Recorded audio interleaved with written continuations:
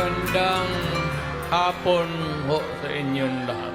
Alam niyo, I do not know if you still believe in me. Nakatingin ako sa inyo, dapat magkita-kita tayo doon sa ating bayan.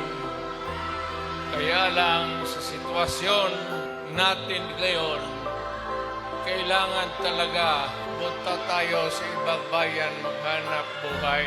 Pero sa akin, the fact that malayo kayo sa pamilya ninyo, dama ko yung lungkot at alam ko yan. Kasi ganoon rin ako noon. Kaya OFW, magkikinig ako, OFW, mabuhay kayong lahat.